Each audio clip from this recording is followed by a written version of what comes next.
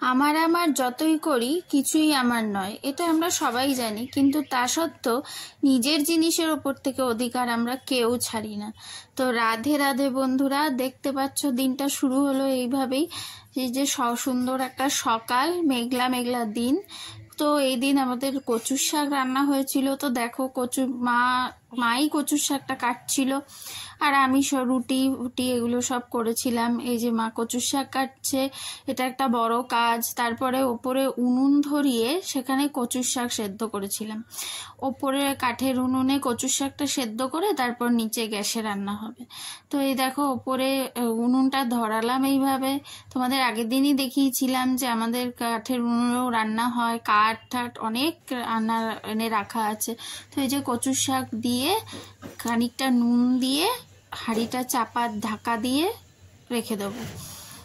তো এইভাবে আস্তে আস্তে কচুর শাকটা পুরো মজে গিয়ে সেদ্ধ হয়ে যাবে। তারপরে দেখো আমি ছাদটা প্রচণ্ড নোংরা হয়েছিল, অনেক দিন ধরে ছাদটা ঝাড় দেবো আর ঝাড় দেওয়া হয়েই উঠছিল না। তো ভাবলাম যে ওটা হতে হতে ছাদটা ঝাড় দিয়েই ফেলি। তো এই দেখো পুরো ছাদটাই নোংরা হয়ে আছে, এটাকে আমি এবার পরিষ্কার করব, আর এই ঝাঁটাটা দিয়ে পরিষ্কার করব।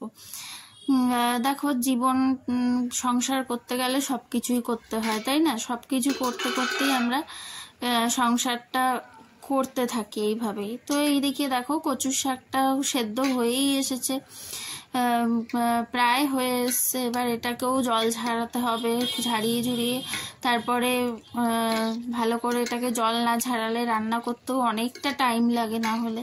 তো এই দেখো এটাকে হাত দিয়ে যতটা পারা যায় চেপে চুপে এটাকে নরম করে দেওয়ার চেষ্টা করলে ভালো হয়। আবার ঢাকা দিয়ে খানিকক্ষণ রেখে দেবো যাতে ততক্ষণে এটা সেদ্ধ হয়ে যায়। তো এই দেখো এটা সেদ্ধ হয়ে গেছে, আমি জলটা ঝরিয়ে নিচে মাকে দিয়ে দিলাম। মা এটাকে এবার রান্না করবে। তো নারকোল দিয়ে হবে কচুর শাক, তাই ছেলে এই যে নারকোল ছাড়িয়ে দিচ্ছিল।